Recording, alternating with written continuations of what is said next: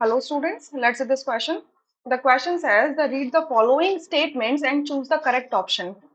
ये चार स्टेटमेंट्स आपको गिवन है, फर्स्ट सेकंड थर्ड फोर्थ, आपको इनको रीड करना है, अंडरस्टैंड करना है, करेक्ट ऑप्शन अकॉर्डिंगली चूज कर लेना है. सो पहला स्टेटमेंट कहता है the value of equilibrium constant is independent of initial concentration of the reactant and the product. ये बिल्कुल ट्रू स्टेटमेंट है. ठीक है, मतलब आपकी जो इक्विलिब्रियम कांस्टेंट की वैल्यू होगी वो क्या होगी, initial concentration of reactant and product से इंडिपेंडेंट होती है. कुछ भी ले लो, उससे कोई फर्क नहीं पड़ने वाला.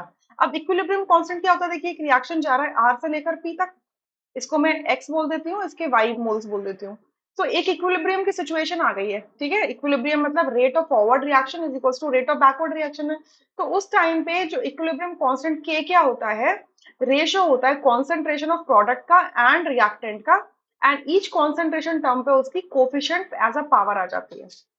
ठीक है, सो ये जो कॉन्सेंट्रेशन होती है ये इक्विलिब्रियम पे देखी जाती है. तो इनिशियल कुछ भी वैल्यू हो रिएक्टेंट की या प्रोडक्ट की कॉन्सेंट्रेशन की, उससे कोई फर्क नहीं पड़ने वाला. रिएक्टेंट इक्विलिब्रियम कांस्टेंट की वैल्यू टेम्परेचर डिपेंडेंट होती है, ये चेंज नहीं होने वाली. ठीक है, टेम्परेचर से ही चेंज होगी. सेकंड में लिखा है equilibrium constant is temperature dependent, like I said always कि यस टेम्परेचर पे डिपेंड करता है. तो इस वजह से ये वाला स्टेटमेंट भी क्या हो गया, ट्रू हो गया.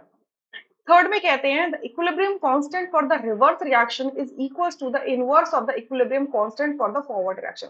अब देखिए ये रिएक्शन मान लेते हैं कि रिएक्शन नंबर 1 है, इसके लिए इक्विलिब्रियम कांस्टेंट ये, इस रिएक्शन को मैंने रिवर्स कर दिया तो ये बन जाएगा y के y moles of p gives you x moles of r. ये रिवर्स रिएक्शन हो गई. तो इस रिवर्स रिएक्शन के लिए इक्विलिब्रियम कांस्टेंट मैंने k डैश लिखा, तो वो क्या होगा, कॉन्सेंट्रेशन ऑफ r की power x divided by concentration of p की पावर y. तो ये बेसिकली क्या है, रेसिप्रोकल है आपकी फर्स्ट रिएक्शन के रिएक्शन कोशेंट का, इक्विलिब्रियम कांस्टेंट का. तो ये हो जाएगा 1/k. ठीक है, तो वही लिखा हुआ है the equilibrium constant for the reverse reaction is equal to the inverse of the equilibrium constant for the forward reaction. बिल्कुल सही है. और फोर्थ में क्या कह रहे हैं, the equilibrium constant for the reverse reaction is equal to the equilibrium constant for the forward reaction. ये गलत है. जस्ट अभी हमने एक्सपेरिमेंटली मतलब डेरिवेशन के तौर पे देख भी लिया, तो ये स्टेटमेंट आपकी फॉल्स है.